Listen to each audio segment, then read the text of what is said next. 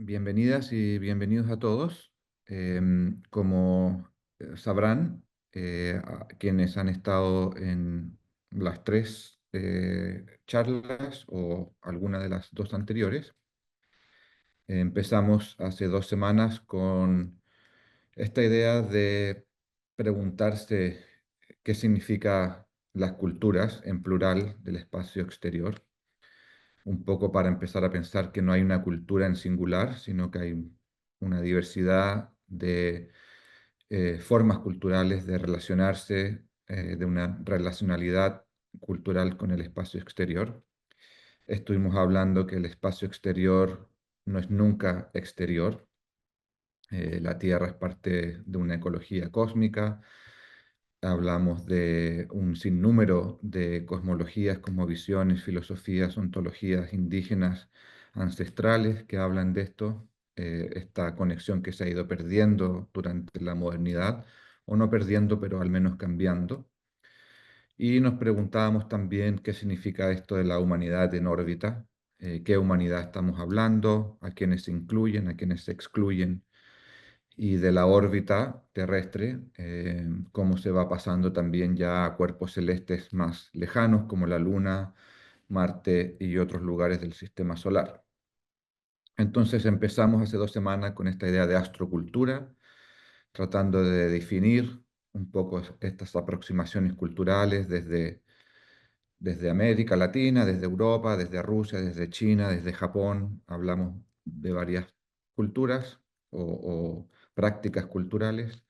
Luego nos pasamos la semana pasada a la astropolítica, cuestiones de geopolítica, de astropolítica, de lo que está sucediendo en este momento en una nueva era espacial, la primera era espacial que va de 1957 a 1972 y la segunda era espacial que surge a partir del 2005 con esta nueva cultura empresarial del New Space, del nuevo espacio, que va de la mano con este cambio geopolítico en el mundo que empieza alrededor de una década y media atrás, que es la emergencia de las oligarquías políticas o de la confluencia entre democracia o sistemas políticos, democracias frágiles, donde irrumpen las oligarquías tecnológicas, como es el caso de Rusia, de China y ahora de Estados Unidos, que son los tres países que la llevan en esta nueva era espacial. Hay otros países como la Unión Europea y la India y Japón, pero los tres países que la llevan, que han llegado a Marte, que tienen instrumentos y vehículos en la Luna, son solamente Estados Unidos, Rusia y China. Y hemos visto la irrupción de este capitalismo de riesgo y de empresas, y de las empresas de millonarios de la tecnología en Estados Unidos y en China. Y esta vez, esta semana, para cerrar, hablamos de astroambientalismo, cuestiones un poco de ética,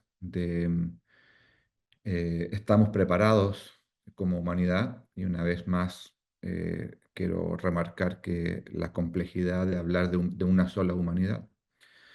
En mi posición personal es que no tenemos la madurez aún ética, filosófica, espiritual para salir de nuestro planeta y reproducir las prácticas del colonialismo, el imperialismo, el extractivismo que han definido un poco los últimos 5 siglos, desde la expansión europea de principios del siglo XVI en adelante. Se van replicando las mismas formas y durante las 2 semanas anteriores vimos varios ejemplos al respecto.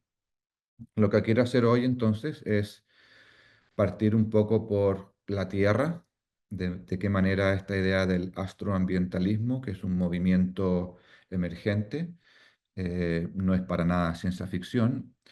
La idea surge un poco desde que los programas Apolo en 1968 y 1972 toman esas magníficas fotografías de la Tierra desde la Luna, que se llamó el Earthrise de 1968, que es la Tierra saliendo por el horizonte de la Luna y que empezó a generar esta idea de un sentimiento, un pensamiento planetario, de que vivimos todos en un mismo planeta. Muchos de los astronautas que salen de la órbita terrestre, de la atmósfera, hablan de este efecto que produce el estar en el espacio, este efecto planetario de que les cambia la vida, esta epifanía de que vivimos en un planeta y no dividido por países. Entonces empieza, no ahora, empieza hace varias décadas, pero ahora se ha dado un movimiento, o movimientos, porque no es solo un movimiento, en varias partes, de tratar de empezar a hablar, empezar a resistir. Son movimientos que también resisten tanto el extractivismo y los problemas de contaminación en la Tierra. Y lo que quiero hacer es empezar a subir, empezar en la Tierra, después la órbita, después la Luna y después Marte. Entonces hacer ese movimiento hacia el espacio exterior y que de una forma también demuestra que ese espacio exterior nunca es exterior. La semana pasada hablamos un poco de los acuerdos de Artemisa, the Artemis Accords, que fueron introducidos por la NASA con el apoyo de el gobierno del Departamento de Estado de Estados Unidos. Así que es un programa tanto científico como político y geopolítico. El programa norteamericano siempre ha sido científico y político, parte de su programa de dominación mundial y de hegemonía en el espacio. Se introducen estos acuerdos, voy a resumir un poco, si no estuvieron la semana pasada, o un poco para seguir este preámbulo. Se introdujeron el año 2020 por la NASA y que tiene como su primer objetivo es devolver o regresar astronautas a la Luna. Se quiere mandar a la primera mujer astronauta afroamericana o no blanca. Un especial cuidado e interés en la imagen. Hasta ahora los astronautas que llegaron a la Luna eran todos hombres blancos norteamericanos. Entonces hay un programa, o sea, un cuidado importante ahí de lavado de imagen, algunos dirán, otros de cambiar la forma en que se hace astronomía, o la presencia física de seres humanos en la Luna. También espera generar una serie de principios éticos para el uso próspero, seguro y pacífico en la Luna y en el espacio. Y lo que hablábamos es que intenta generar una serie de principios para la exploración sostenible, incluyendo la minería sustentable, y ese ya es un concepto para ser interrogado. ¿En qué momento la minería puede ser sustentable? Algunos dicen que sí, otros dicen que no.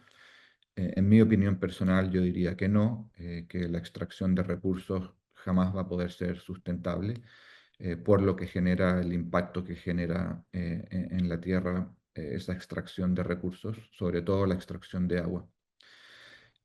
También son acuerdos para la extracción de recursos in situ en la Luna y generar zonas de seguridad donde distintos países o empresas pueden operar con cierta autonomía legal, y ahí hay un contraste con el Tratado del Espacio de 1967, donde dice que todos los cuerpos celestes son de patrimonio de la humanidad, son un bien común.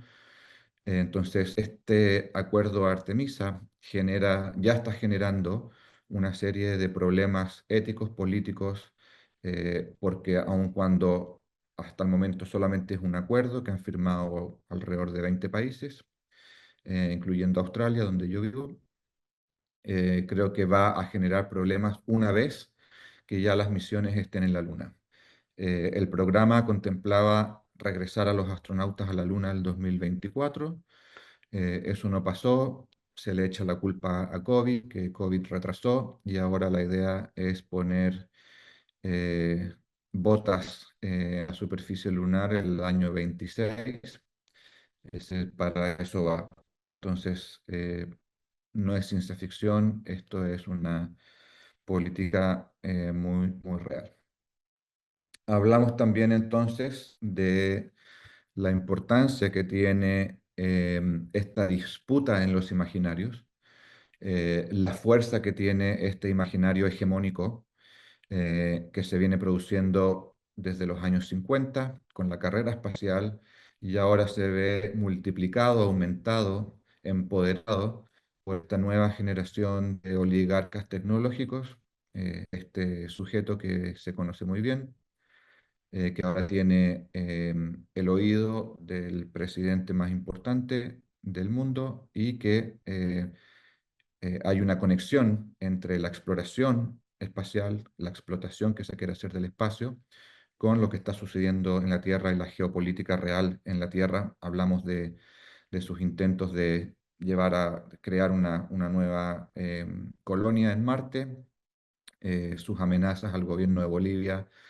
el año pasado por la nacionalización de los recursos del litio en Bolivia y cómo perjudicaba los intereses de sus compañías.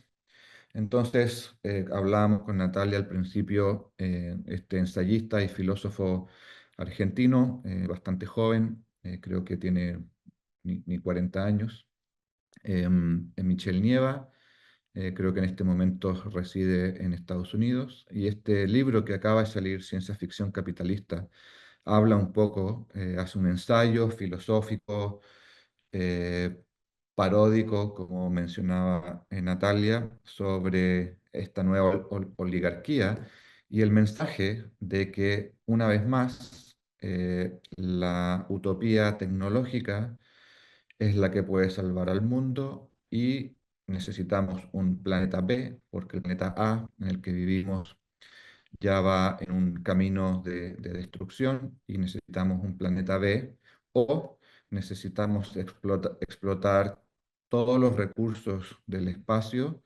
partiendo por la Luna, para poder solucionar los problemas ambientales y sociales que tenemos hoy en la Tierra. Y Nieva es un autor interesante, no solamente por este último trabajo.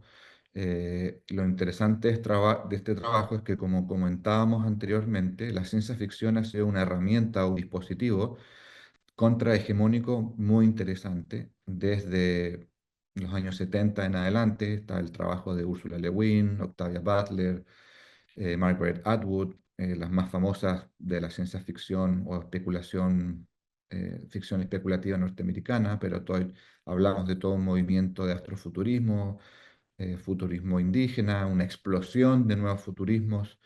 Hay un futurismos palestinos, futurismos latinex, futurismos maoríes. Entonces, hay una disputa entre estos imaginarios hegemónicos y cómo la ciencia ficción.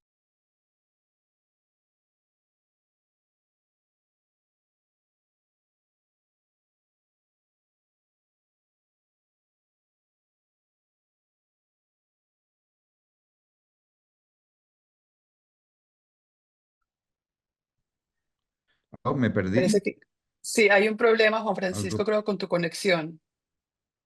Ahora volviste, pero Ah, estuvo ¿y en fallando qué un momento poco. Llegamos en qué hasta momento se cortó? no, los futurismos, estábamos hablando de los futurismos afro-palestinos, todos estos movimientos futuristas de resistencia. Ah, Fue muy ya, poquito vale, lo que nos vale, perdimos. Mm. vale. Ah, ya, bueno.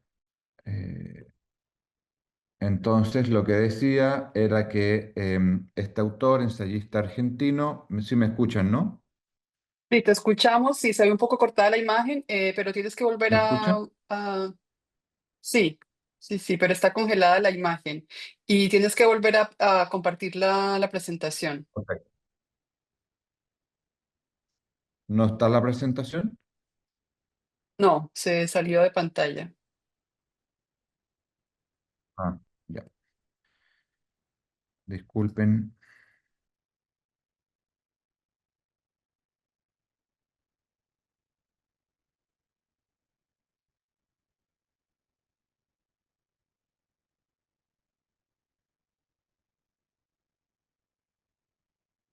Esperemos un momentito que se vuelva a conectar.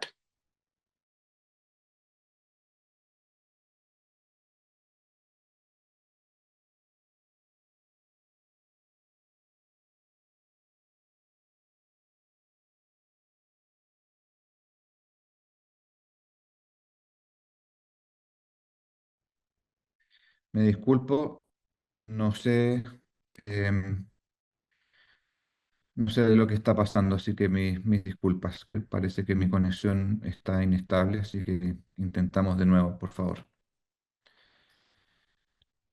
Sí, ni un problema. De repente podríamos intentar en un principio que hables con la cámara apagada, tal vez.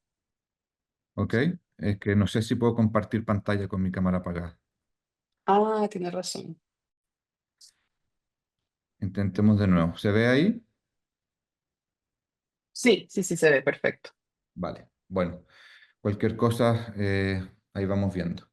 Lo que decía era que Nieva tiene un trabajo anterior súper interesante. En el 2013 escribió un trabajo que se llamaba Sueñan los gauchoides con ñandúes eléctricos y que ciertamente hace referencia a la obra importante de Philip Dick, Sueñan los androides con ovejas eléctricas. Y el 23 escribió otro trabajo de ficción especulativa, La infancia del mundo, y la escritora argentina Mariana Enríquez la describió como una obra steampunk que imagina la desaparición del sur de América Latina y que mezcla la literatura gauchesca, los videojuegos bestiales y las plagas monetizadas. Así que otro ejemplo de esta idea de los imaginarios en disputa.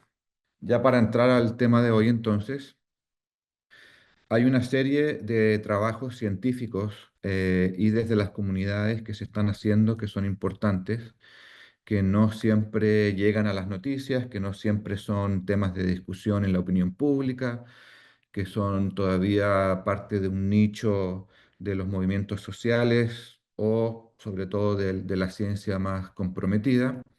Acá hay una serie de artículos que tomé de algunas revistas, la revista Nature y otras revistas científicas y una revista interesante en Estados Unidos que se llama Yes, que cubre temas políticos indígenas en América del Norte, en Estados Unidos y en Canadá.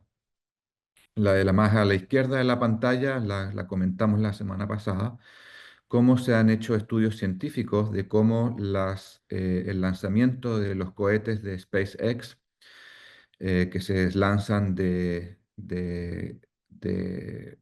algunos de Cabo Cañaveral, pero la mayoría el lugar de lanzamientos de SpaceX en Texas, en el borde de Texas con México, cerca del Golfo de México, está comprobado o hay ya trabajos científicos que prueban o demuestran que destruyen, la palabra shredded en inglés es hacer pedazos, la atmósfera superior.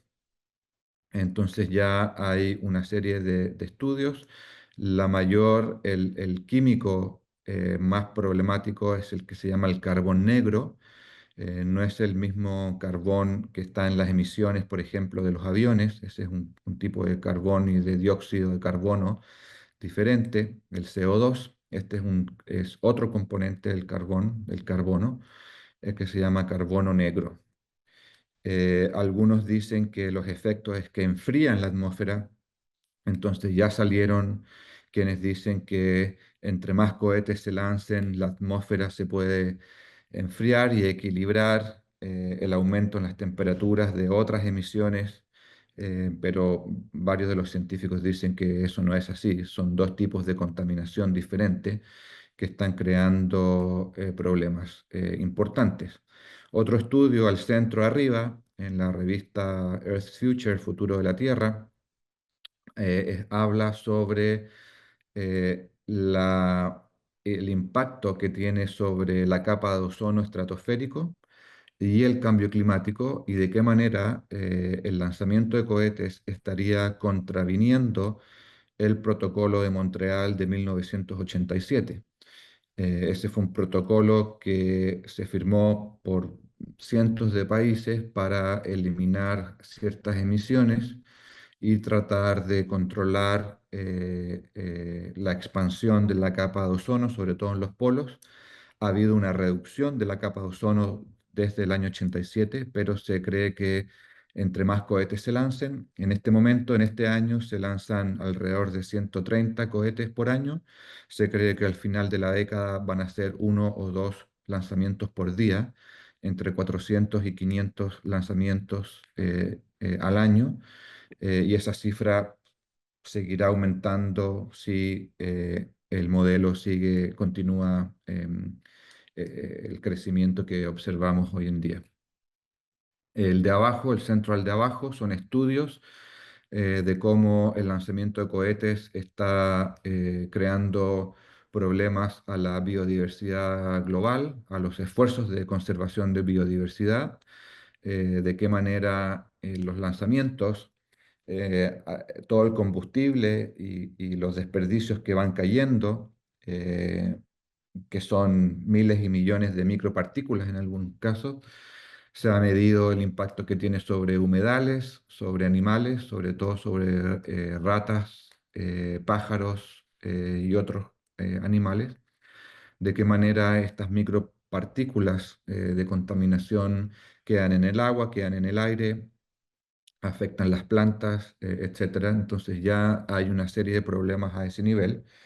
Y el último, el de la derecha de ustedes en la pantalla, es una serie de comunidades indígenas en el límite entre Texas y México, pueblos originarios que quedaron divididos una vez que los dos estados-naciones se establecieron, un poco lo que pasa en Atacama o en el norte de Chile con Perú y Bolivia. Es la tribu Carrizo Comecrudo. Comecrudo fue el nombre que le dieron los españoles en el siglo XVI.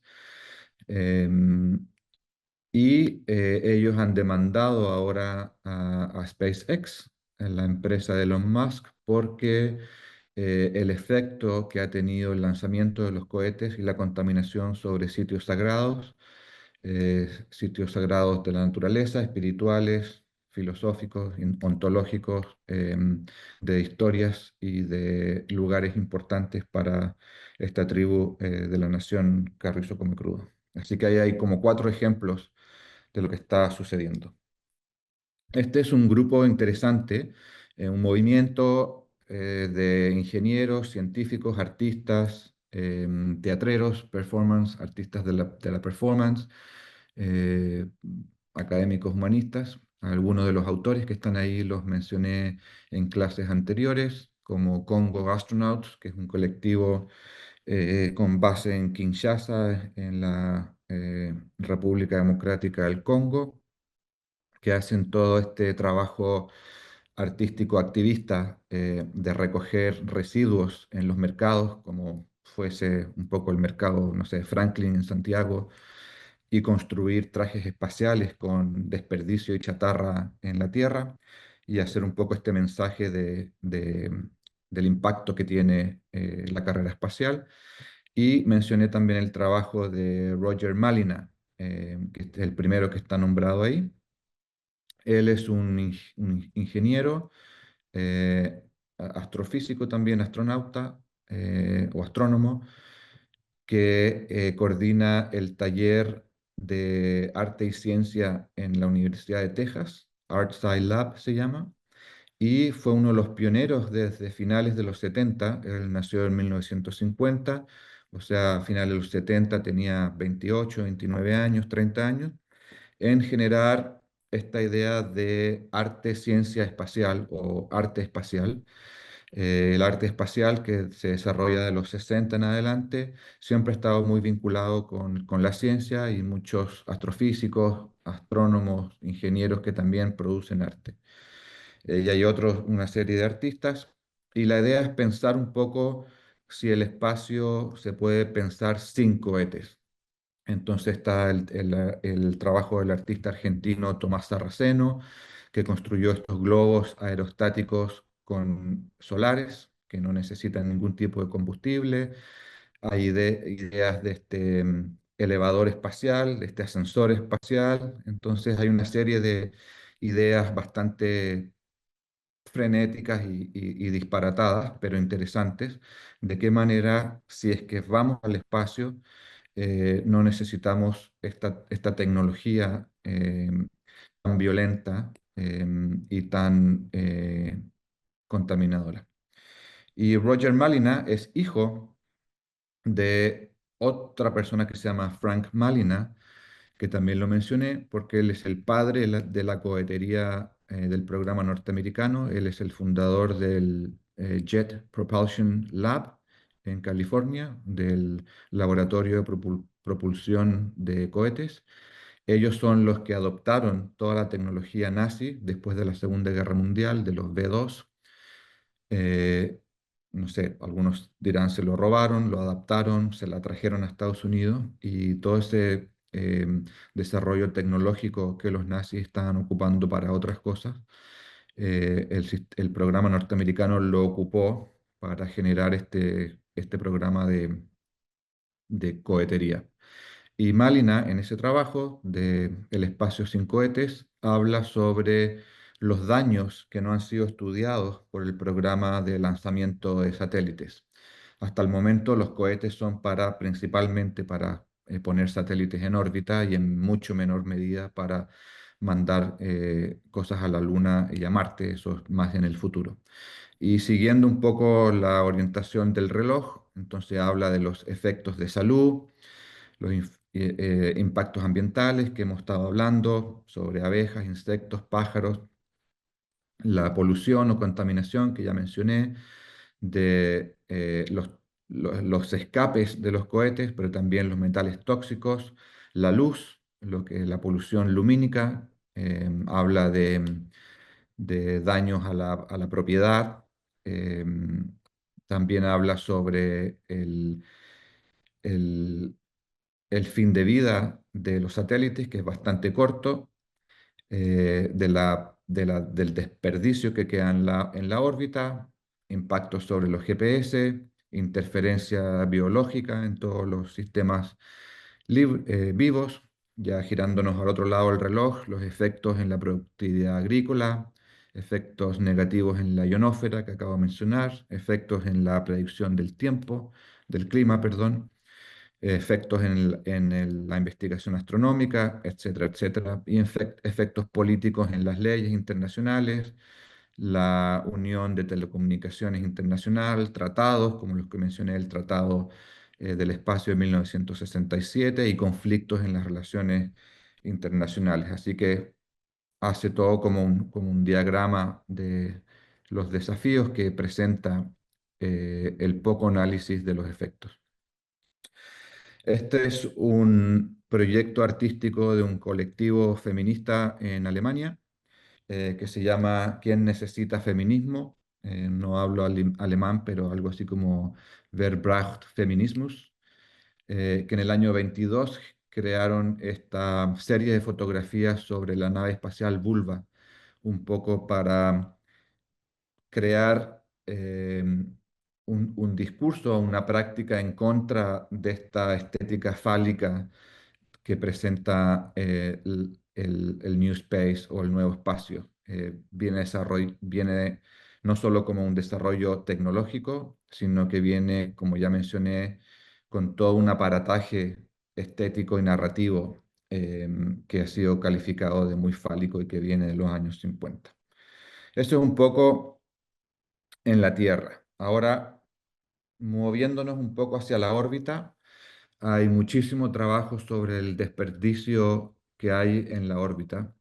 Se calcula que hay 8.000 objetos flotando en la órbita terrestre, en low orbit, en la órbita más baja, en la órbita baja. Es la órbita donde están la mayoría de los satélites. Hay algunos satélites que están más lejos en lo que se llama la órbita geoestacionaria, donde los satélites están fijos, la Tierra se mueve y el satélite está fijo, y en la órbita los satélites se van moviendo con el giro de la Tierra, o al revés, perdón. Y este es un astrofísico norteamericano que también trabaja en la Universidad de Texas, Maury Bajah, que fue militar norteamericano. Y él dice que estaba cuidando en el norte de Estados Unidos, en Minnesota, un galpón con armamento y él, su trabajo era estar despierto toda la noche y cuidarlo. Y empezó a ver, tenía 25 años o algo así, y las noches los cielos eran muy despejados, entonces se enamoró del cielo y empezó, y ahí hizo un giro, se salió de las Fuerzas Armadas y se puso a estudiar astrofísica. Ahora es profesor titular y él tiene un programa súper interesante que se llama Wayfinder, donde él está mapeando cada uno de los objetos que está orbitando la Tierra. Y este es un modelo computacional, no es una fotografía obviamente, pero es exactamente o muy cercanamente a cómo se ve la Tierra desde el espacio si cada objeto fuera un punto. Obviamente los objetos son más pequeños, entonces no se ve necesariamente así, pero es realmente impactante ver el daño que se está produciendo. Entonces, hay algunos objetos que están muy cercanos a la órbita terrestre, los que están en verde, pero ya hay objetos que están fuera de esa órbita baja y que estamos generando un impacto ya. Por eso digo, el espacio nunca es exterior, o es exterior, pero no solamente exterior, como diría la antropóloga peruana Marisol de la Cadena. Así que es un trabajo interesante y es una de las áreas interesantes donde esta ética del astroambientalismo se está enfocando su trabajo en decir no se necesitan tantos satélites, de qué manera se pueden construir satélites con un fin de vida más largo, no solamente de 5 o 6 años. El 60% de los satélites que están ahí están en uso, el otro 40% ya no están en uso. Siguiendo ya más allá de la órbita y llegando a la Luna, existen muchísimos proyectos ya para generar asentamientos en la Luna. Hablé de esa serie de Apple TV para toda la humanidad, una serie que empieza el 2019, va en su cuarta temporada, y ya están en Marte, es una serie de historia alternativa donde los rusos llegaron primero a la Luna, pero los norteamericanos son capaces de establecer la primera base lunar en 1973. En esa serie el programa Apolo no se discontinúa en el 72 y la base la llaman Jamestown, y Jamestown fue el primer asentamiento colonial de Estados Unidos en Virginia, donde hubo una masacre de comunidades indígenas para establecer el asentamiento indígena. De ahí viene toda esa festividad norteamericana del Día de Gracia, no sé cómo se llama, Thanksgiving o algo así. Entonces reproducen el mismo nombre, Jamestown, el rey de la época se llamaba el rey Jaime, el rey James. Entonces se están reproduciendo algunas formas. Esta es una organización que empezó en Viena el año 2017, que tiene el apoyo de la Agencia Espacial Europea, que se llama la Villa Lunar, y que la idea es generar un proyecto común sustentable en la Luna, llevado a cabo obviamente por empresas privadas, pero también donde se pueda pensar en una misión más sustentable en la Luna. Es una organización grande, hay 600 organizaciones que son parte de esta asociación, así que también ellos esperan que una vez que los asentamientos en la Luna sean posibles, generar una villa en la Luna. Algunos de los autores que mencioné, bueno, ahí está Maury Bajah, que él se define como un ambientalista espacial. Aquí hay un texto súper interesante en la revista Nature de montar el caso para el ambientalismo espacial. Entonces ya no solamente movimientos ambientalistas independientes, sino que hay un movimiento también dentro de la ciencia de preocuparse un poco más. Y acá en Australia, el año 2021, un grupo de académicos y artistas lanzaron la Declaración de los Derechos de la Luna, em, y que dice algo así como, voy a leer y podemos discutir, nosotros, la gente de la Tierra, eh, podemos hablar de esa voz a quien representa, obviamente, porque los causantes del antropoceno, los causantes de esta expansión capitalista al espacio son unos pocos y no todos, pero sigamos, la gente de la Tierra reconociendo los entornos y paisajes lunares únicos, intactos e interconectados que existen en la Luna, reconociendo la antigua y primordial relación entre la Tierra y la Luna, consciente de lo mucho que aún se desconoce sobre los coorígenes de la Tierra y la Luna, conscientes de que la Luna es de importancia crítica para el funcionamiento saludable del sistema Tierra y es un componente vital de sostenimiento de toda la vida en la Tierra, conscientes de que la Luna tiene un profundo significado cultural y espiritual para los seres humanos, reconociendo que los ciclos de la Luna han permitido que la vida misma evolucione en la Tierra, conscientes del valor inconmensurable que tiene la Luna como depósito de tiempo profundo y conexión entre todos los seres que han vivido en la Tierra, ya que sus características han permanecido casi sin cambios desde tiempos inmemoriales, conscientes de que las naciones y corporaciones ricas están desarrollando tecnologías que pueden hacer posible regresar, seguir viviendo, minar y alterar la Luna, y conscientes de los efectos de la humanidad en la Tierra que causan el colapso de los ecosistemas, una nueva era de extinción masiva de especies y el cambio climático mundial, y tratando de evitar la destrucción y el cambio de los sistemas y ecosistemas naturales de la Luna, declaramos que la Luna, que consta de, entre otros, sus paisajes superficiales y subterráneos, incluidas montañas y cráteres, rocas y cantos rodados, regolito, polvo, manto, núcleo, minerales, gases, agua, hielo, exósfera, limítrofe, órbitas lunares circundantes, espacio cislunar, es una entidad natural soberana por derecho propio y de acuerdo con el derecho espacial internacional establecido, ninguna nación, entidad o individuo de la Tierra puede afirmar la propiedad o la soberanía territorial de la Luna. Y segundo, la Luna posee derechos fundamentales que se derivan de su existencia en el universo, entre ellos el derecho a existir, persistir y continuar sus ciclos vitales sin alteraciones, sin daños y sin ser contaminados por los seres humanos, el derecho a mantener la integridad ecológica, el derecho a ser definido como un ecosistema lunar autosuficiente, inteligente, cohesivo, intacto, más allá de la comprensión humana actual, el derecho a mantener de manera independiente su propia relación de sustento de la vida con el medio ambiente de la Tierra y sus seres vivos, y el derecho a seguir siendo una entidad celestial eternamente pacífica, no manchada por conflictos o guerras humanas. Me parece que es un texto hermoso que realmente trata de recuperar una conexión profunda, tanto ancestral como hacia el futuro. Lo que me gusta decir es conectar el antes de ayer con el pasado mañana y se alimenta o se inspira en todo el movimiento actual sobre derechos de la naturaleza en la Tierra. Ustedes sabrán muy bien, hay muchos ríos a los cuales se le ha adjudicado derechos animales. Hay todo un movimiento científico en reconocer de que los animales tienen conciencia, incluso los insectos.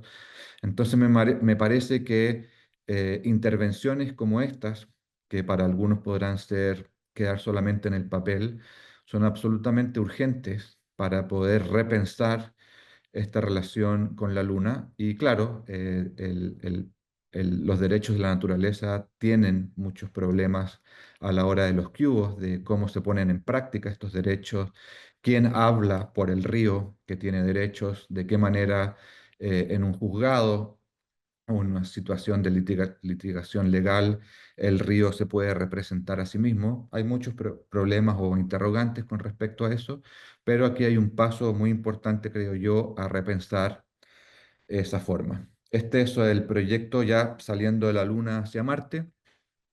Este es el programa de la NASA para exploración del espacio profundo, Deep Space Exploration, y de qué manera, como los recursos no se pueden traer de la Tierra, se tiene que desarrollar tecnología para el desarrollo y la explotación de recursos en situ.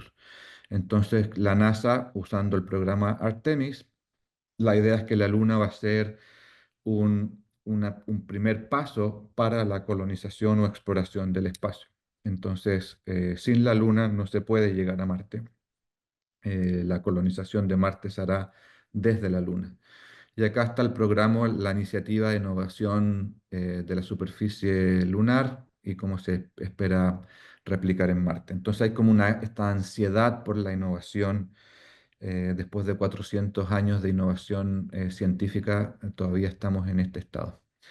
Hablé al principio, en la primera clase, mostré cómo los rovers que están en Marte, el Perseverancia y el Curiosidad, que están mandando las imágenes más extraordinarias de Marte. Mostré cómo se veía el cielo desde Marte, que era como nuestros ancestros hace, no sé, 10.000, 20.000, 50.000 años o incluso solamente 1.000 años atrás.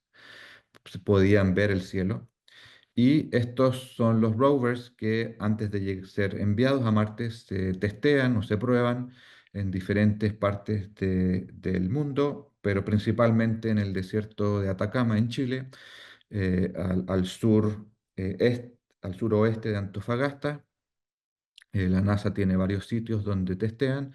Hay una fotografía del sitio internet de la NASA, donde está el Atacama Rover Astrobiology Drilling Rover, que es un vehículo que recoge del suelo para tratar de ver si hay biofirmas, o que se llaman biofirmas, que son restos de microbiales, o se quiere probar que o existieron microbios en Marte y ahora no existen, o aún hay microbios en Marte. Esa es la razón de estos vehículos que están en Marte.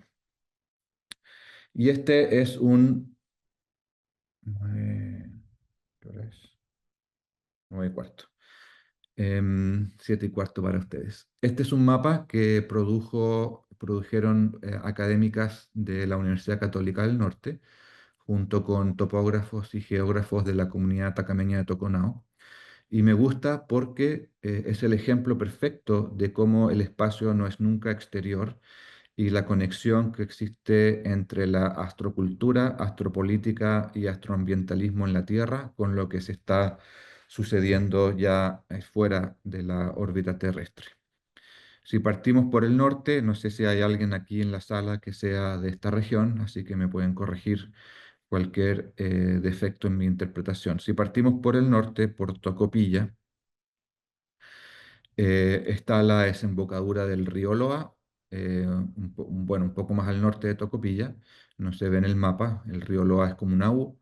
La desembocadura del río Loa se determinó como un santuario de la naturaleza, el humedal, para poder proteger la biodiversidad y los sistemas y los servicios ecosistémicos que produce eso. Así que fue una gran maniobra por parte del Estado y de movimientos sociales. Pero más al sur, entre Tocopilla y Mejillones, hay una gran zona de sacrificio por las termoeléctricas, los puertos, el litio que se extrae del salar de Atacama, sale por los puertos de Mejillones y Tocopilla. Entonces hay una gran zona de sacrificio en la costa, que no empieza de los años 80 en adelante, sino que son puertos que se construyeron durante la industria salitrera. Todo el cantón salitrero, está María Elena ahí, las minas Chuquicamata, todo el cantón salitrero en La Pampa, al centro del mapa.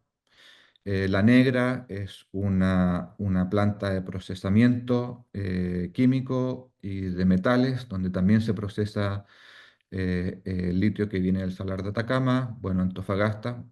O sea, toda una historia del movimiento obrero que surge en Chile, el Partido Socialista, el Partido Comunista, surgen de este lugar y bueno, y un poco más al norte también. Y las minas actuales, ya corriéndose un poco más al interior, Minas Escondidas, la mina de cobre más grande del mundo, mina Saldívar, etcétera. Y entre la Negra y Minera Escondida es donde la NASA prueba los rovers. Ese paisaje que ven ahí está entre más o menos la Negra y Minera Escondida, un poco más al sur. Y es uno de los paisajes que se asemejan más a Marte por su sequedad, por su radiación ultravioleta, falta de agua y composición también del suelo. Entonces, la NASA hace esos estudios. Sin embargo, bueno, después voy a volver. Y ya subiendo hacia los Andes y el Salar de Atacama, tenemos las dos plantas que operan en el Salar de Atacama, que arriendan al Estado chileno hasta el 2060. Un estudio de la Universidad de Chile ya ha comprobado cómo el salar ha bajado 3 centímetros por la extracción de agua. El problema, como lo han demostrado estudios como Cristina Dorador y otros, el movimiento de la protección de salares altoandinos, es que las compañías extraen el agua, el litio está en la salmuera, a diferencia de otros países como Australia, donde el litio está en la roca. El litio en Chile está en la salmuera del agua del salar de Atacama. Esa salmuera tiene tapetes microbianos de 2 billones de años. Son la base de la vida, los crustáceos que comen los flamengos, los pájaros. Entonces, al extraer el agua, para poder extraer el litio, después las compañías dicen que ellos devuelven el agua, pero esa agua vuelve muerta. Será potable o no potable, se podrá discutir si es potable o no potable, pero vuelve sin esa vida microbial, vuelve sin la vida necesaria para sostener la biodiversidad del ecosistema. Y es lo mismo que argumenta Elon Musk cuando dicen que sus cohetes contaminan los humedales de la zona y dice, pero si yo vuelvo a poner el agua que es potable, pero esa agua potable puede ser potable, pero es muerta. Y ahí están las comunidades indígenas atacameñas, algunas, Peine, Socaire, San Pedro Atacama, donde trabajé, donde hice mi último largometraje documental con activistas de San Pedro Atacama y la comunidad Licanantay de Toconao, y también con el Sindicato de Pescadores de Mejillones, son los protagonistas de la película. Pero si vemos un poco más arriba, el gobierno de Boric abrió 17 salares altoandinos para la exploración, no explotación, para la exploración de litio. Las comunidades y muchos movimientos sociales están peleando, resistiendo para que los salares, para que la explotación de litio se quede en el salar de Atacama, que las ganancias puedan ser compartidas con las 23 comunidades que conforman el Consejo de Pueblos Atacameños, pero que se deje intactos los salares altoandinos y que sean protegidos por las mismas comunidades que tienen derechos ancestrales sobre esas tierras, esas aguas y ese cielo. Y el Observatorio ALMA, que es uno de los observatorios internacionales más grandes que opera en Chile, hacen investigación de punta sobre los orígenes del universo, generan una cantidad de información importantísima para la astronomía. También pagan arriendo al Estado chileno, igual que que las dos empresas de litio, pero se genera una resistencia porque es propiedad privada.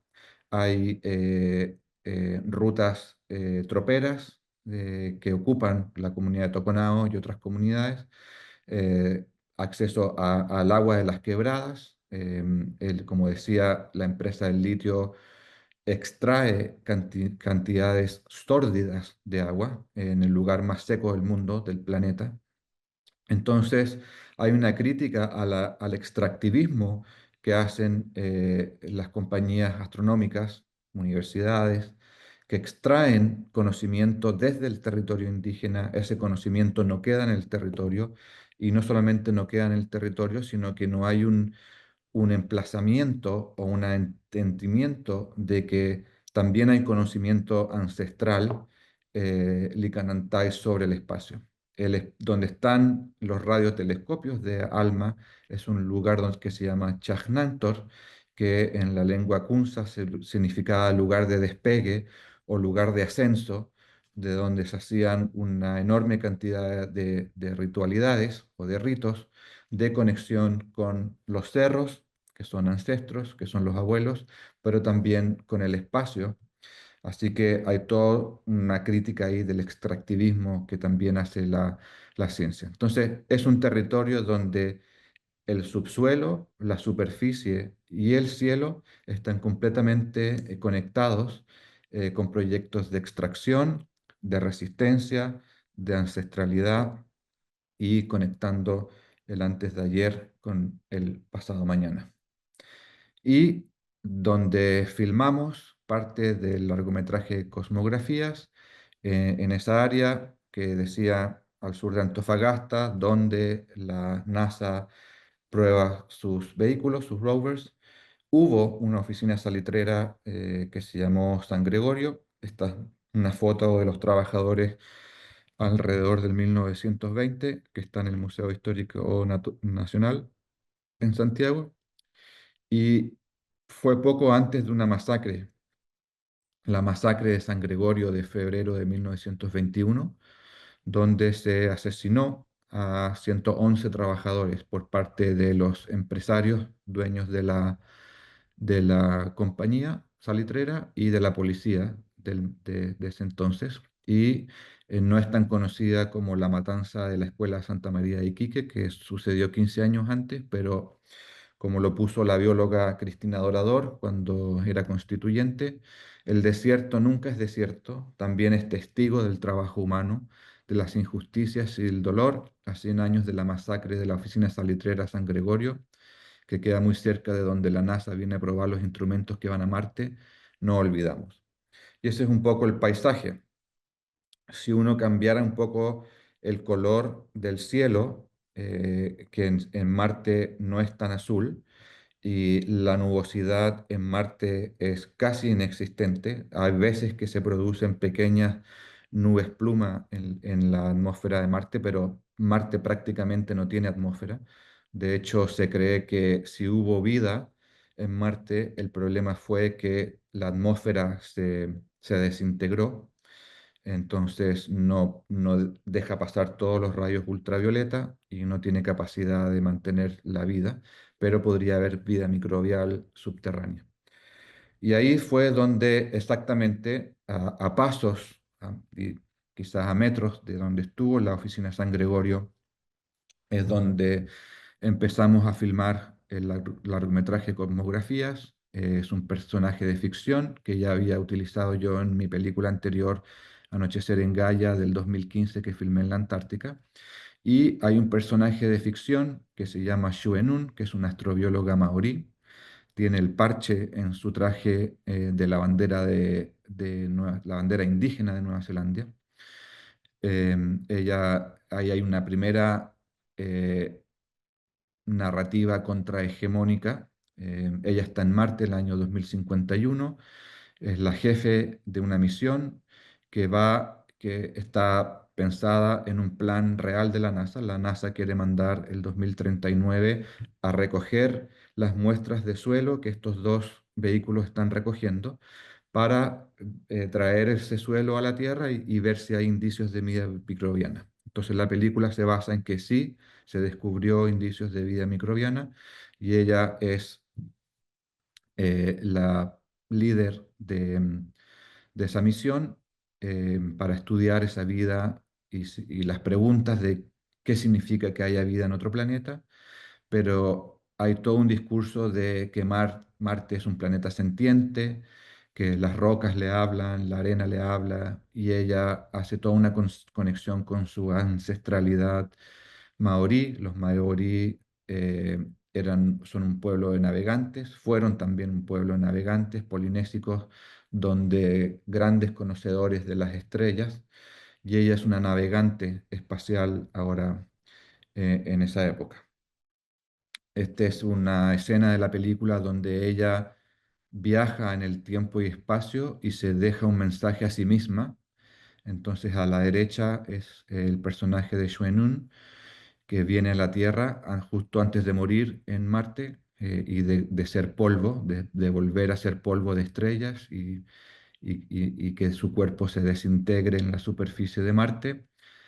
Hace un slipstreaming, que es un concepto que aun cuando existe en el cyberpunk y en el steampunk y en la ciencia ficción, también es un concepto del futurismo indígena, de poder viajar a través del tiempo, no a través de la tecnología, sino que a través de la espiritualidad y ella se da un mensaje a sí mismo cuando ella era pequeña en Rotorua, y estos son los geysers de Rotorua, donde la actriz Victoria Hunt, ella nació ahí, su padre es de ahí, de la comunidad indígena de Facareguarewa. Entonces filmamos ahí también con el permiso de la comunidad. Y su viaje en el espacio-tiempo se le permite este espíritu ancestral maorí, el Tanifa, que es un espíritu protector de la tierra, pero que no se puede disturbar porque si se enoja también genera la ira de los volcanes, etcétera, etcétera.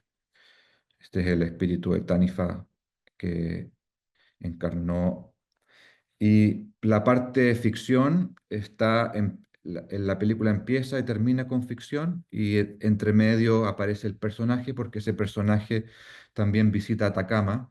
Como astrobióloga, ella trabajó en Atacama y eh, ahí es la parte documental, que es la mayoría de la película. La película son 95 minutos y son 25 minutos las escenas de ficción y 70 minutos de documental. Y es un documental activista donde se intenta colaborativo, participativo, donde se trata de presentar las voces de resistencia de una serie de individuos y movimientos en defensa de los salares altoandinos y la defensa del mar, del océano en Mejillones. Aquí hay algunos de los protagonistas. Cristian Espíndola es un topógrafo, campesino y dirigente de la comunidad Licanantay de Toconao. Camilo Sanzana es un geógrafo de Conce que trabaja para la comunidad, y Félix Galleguillos, que también fue constituyente por el pueblo atacameño, ahora trabaja en la CONADI. Están ahí en un salar altoandino, hablando de la importancia que tiene el salar, tratando de resistir de que nuevas compañías mineras se instalen en la punta de ese cerro para extraer cobre y oro. Entonces hay una conversación en la película sobre la conexión del extractivismo del litio y minero con el extractivismo científico, la protección de estos ambientes. Ahí trabaja otra de las protagonistas, que es una ecóloga, Adriana Aranguis, de la Universidad de Tarapacá, que estudia pequeños microorganismos que son los que se encontraron en Marte. Em, eh, y Edith Parra también es una socióloga que hace proyectos en Tara, que es la fotografía de la izquierda, el salar de Tara, que está tratando de ser defendido por la comunidad de Toconao para que no haya explotación de litio. Jimena Cruz es una antropóloga y arqueóloga atacameña también de San Pedro Atacama. Su familia es de La Puna. Ella es una experta en astronomía cultural y habla también sobre esta conexión ancestral del territorio y el pueblo atacameño con las estrellas, y la importancia de pensar por qué no estamos preparados para ir al espacio. Y ella hace la pregunta en la película hacia el final: ¿y quiénes van a llevar al espacio? ¿Van a llevar a campesinos y a indígenas como nosotros? No, nosotros no somos los que vamos a ir al espacio. Flora Vilches es una arqueóloga y ella es la que cuenta la parte de las oficinas salitreras y cómo generan un espacio un paisaje de desechos, y hace una analogía de cómo van a quedar paisajes de desechos una vez que la Luna sea una zona de sacrificio para poder llegar a Marte. Entonces hay una analogía entre los paisajes que se han creado en la Pampa Salitrera y los paisajes que se podrían llegar a crear en la Luna. Esta es la ecóloga marina Adriana Aranguis, que estudia la respuesta de los microorganismos al extractivismo y a la contaminación.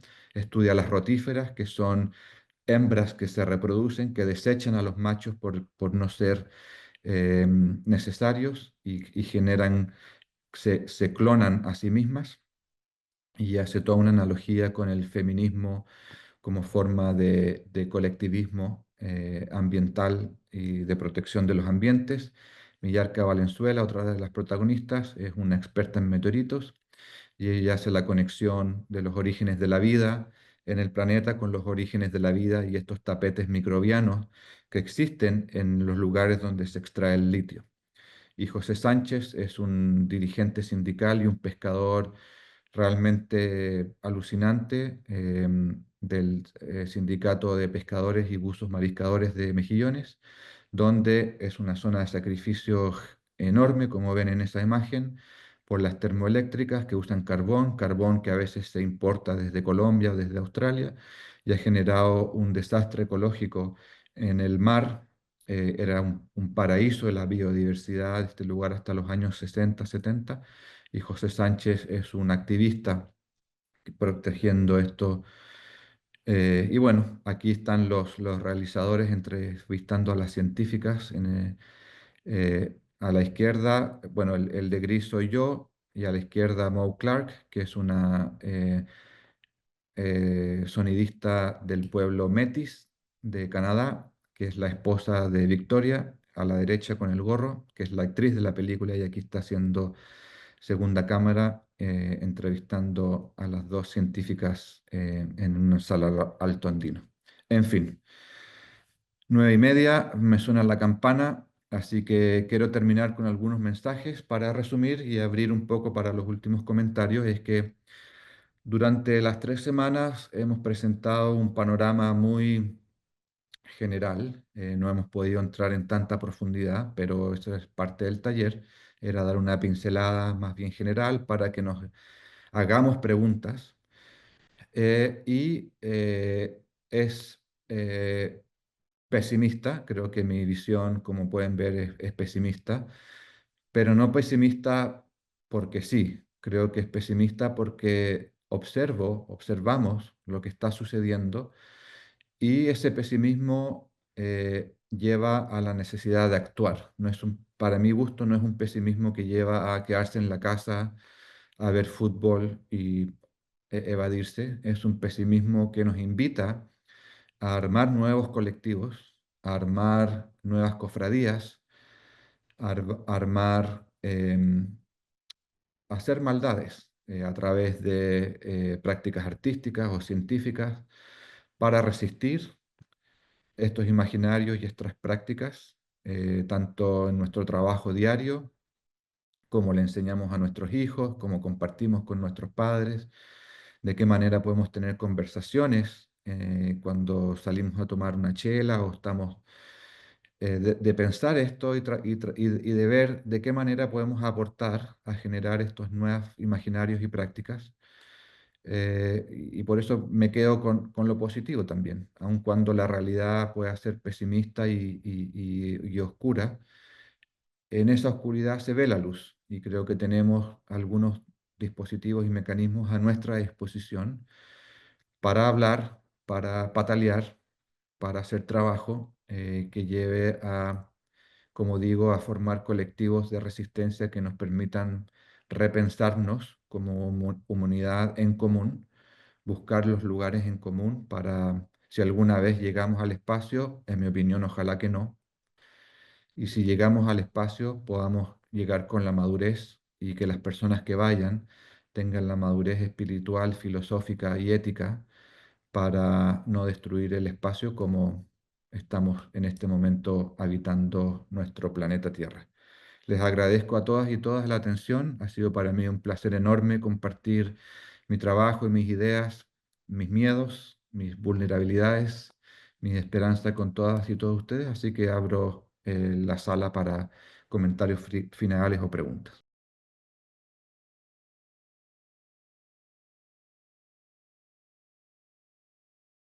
Bueno, Juan Francisco, muchísimas gracias de nuevo por esta última sesión. Qué pena que se acabe, porque realmente creo que daría para un ciclo bastante más largo de discusión, pero esta pasada de 3 sesiones, bueno, por las principales discusiones que se están dando en este tema tan reciente y en el que tú estás haciendo aportes tan importantes, han sido, bueno, creo que para todos y para todas muy estimulante para pensar muchas cosas. Em, abro Abro el micrófono si alguien tiene alguna pregunta, algún comentario, alguna observación, acotación.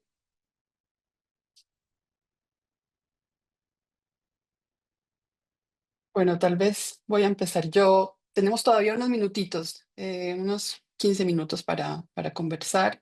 Em, Estaba pensando en que había como una especie como de ironía, porque tengo entendido que una como relación muy estrecha entre estos paisajes o espacios lunares y el desierto, no solamente tiene que ver como por la semejanza, digamos, eso, del propio paisaje, sino también por una especie de búsqueda em, que se ha también intensificado en los últimos años por microorganismos, como por formas de vida que pueden habitar estos espacios.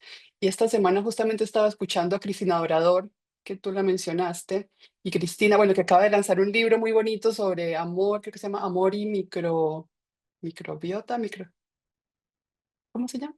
Amor microbiano. Eso, amor microbiano, claro.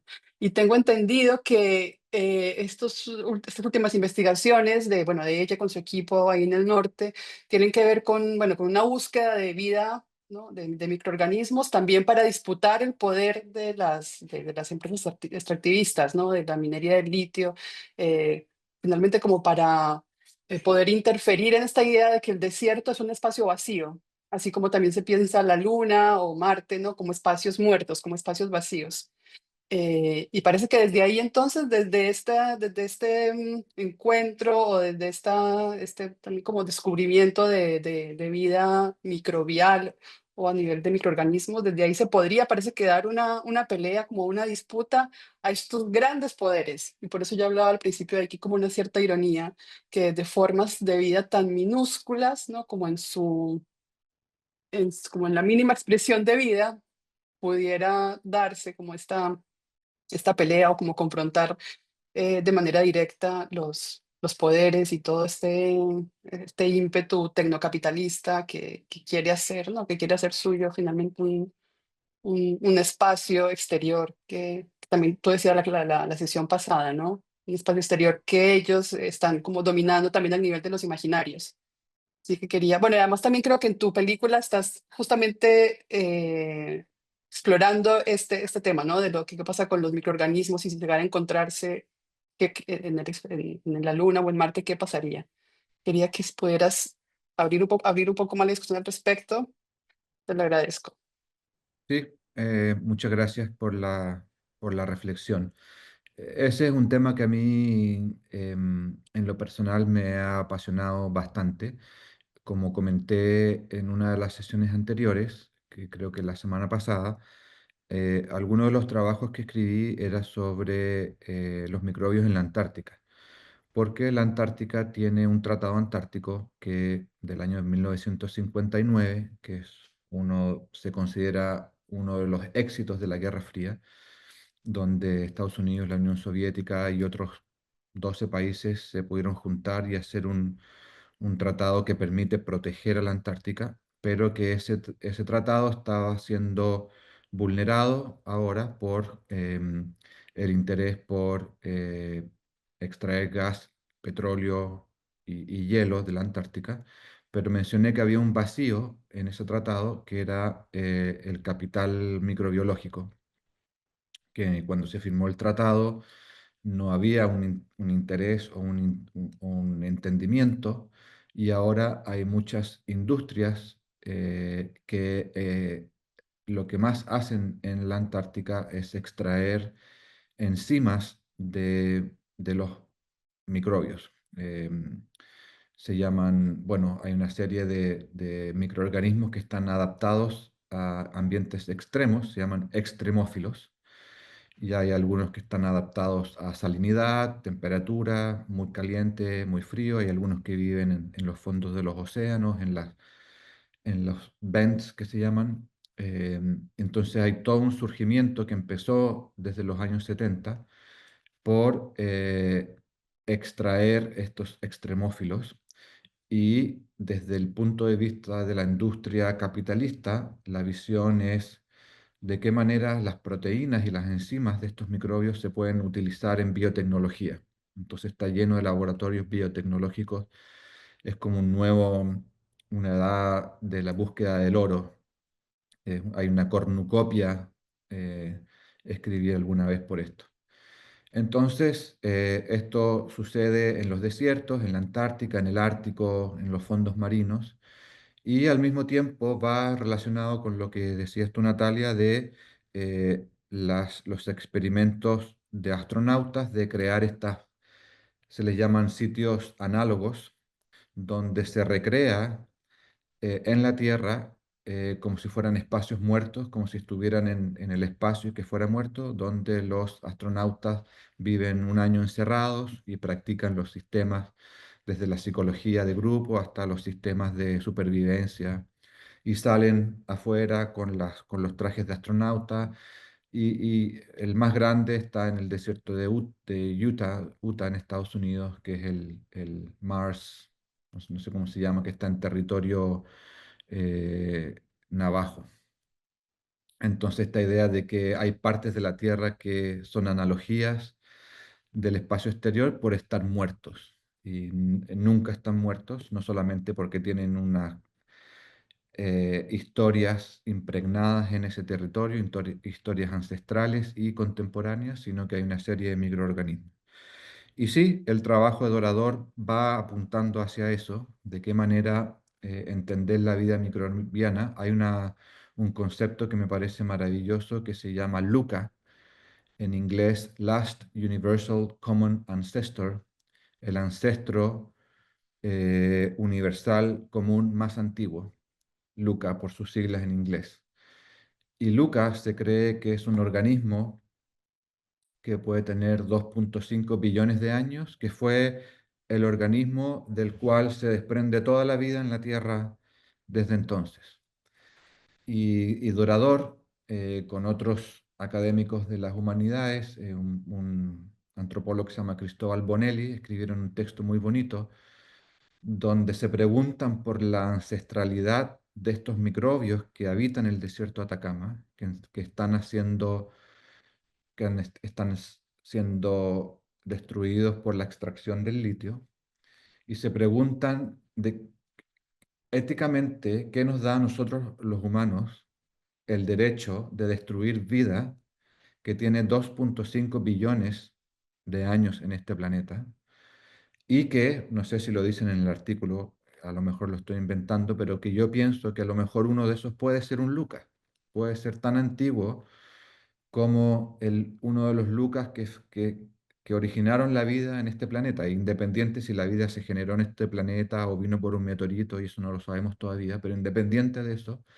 estamos hablando de vida que no solamente nos precede en 2,5 billones de años, sino que probablemente queden en el planeta una vez que nuestra especie ya no esté en el planeta. Entonces me parece que hay una profundidad cósmica interesante en el concepto y una forma de resistir también esos extractivismos por derechos de la naturaleza, no de la naturaleza que nosotros nos encanta ver, defender el flamengo, defender el puma, que obviamente tienen su derecho a ser defendidos, pero son animales, tienen un nombre en la filosofía, animales, en fin, se me olvidó. Pero también estos microbios también tienen su derecho a existir, es lo que em, argumenta Dorador y otros. Así que hay un poco tu respuesta, Natalia, así un poco vaga, pero ahí está la respuesta. Pero hay, Gracias. también los microbios son una forma de resistencia, pero son una forma de extractivismo también. O sea, se da esa Mm. misma disputa en las empresas de biotecnología, extrayendo microorganismos. No sé, yo he leído helados, remedios, tomates, pescados. eh, Todo eso ya tiene proteínas y enzimas de estos microorganismos para hacer otros alimentos más resistentes, por ejemplo, a las heladas, o para que los helados duren más, em, para que una serie de farmacéuticas, de remedios, etcétera. ¿Alguna otra pregunta, comentario final, reflexión, Hay una quejas? compañera, una asistente, Cristina, que pregunta por la película, que si puede verse la película en una próxima sesión, una nueva sesión. Si se puede Sí, compartir quizá el link. sí, gracias Cristina por la pregunta. Yo me comprometí a compartir una serie de cosas que voy a hacer apenas se termine este curso, tengo un par de horas disponibles, voy a mandar un PDF con todas las diapositivas del curso para que lo tengan, si quieren buscar, tener las imágenes.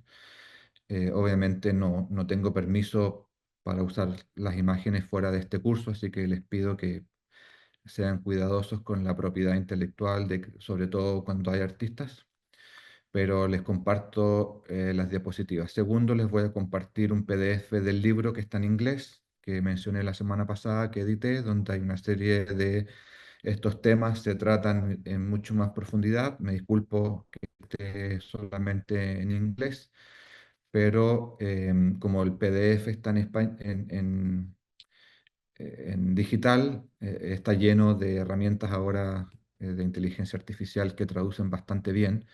Entonces, si hay cosas que se pueden traducir así a la rápida, también puede ser. Voy a compartir un link, enlace a las dos películas que hice que están relacionadas. La hace 10 años, Anochecer en Gaia, en la Antártica, y la de este año, em, bueno, la que acabo de mencionar. La anterior está libre en Vimeo. La nueva, les pido que no compartan el enlace todavía porque estamos esperando que sea seleccionada en festivales. Se mandó a un festival en Santiago en julio. Entonces, si la película se distribuye abiertamente, hay menos posibilidades que nos acepten en el festival. Entonces, les pido que vean la película privadamente, pero no la compartan fuera de este curso. Y si la película se acepta en julio en el Festival de Cine y Video Indígena que organiza el Museo Precolombino, obviamente les aviso para que vayan y ahí la película después de eso ya podrá ser vista. Así que para responder a Cristina, me comprometo en compartir esas cosas para que, bueno, no sé si nos volvamos a juntar, pero por lo menos quedan esos colectivos armados para que, no sé si ustedes quieren armar un grupo de trabajo en la universidad o donde ustedes estén trabajando. Creo que es importante y eso da la esperanza de que no queden tres talleres y que estas reflexiones puedan seguir existiendo en distintas maneras y seguir haciendo maldades, como digo yo.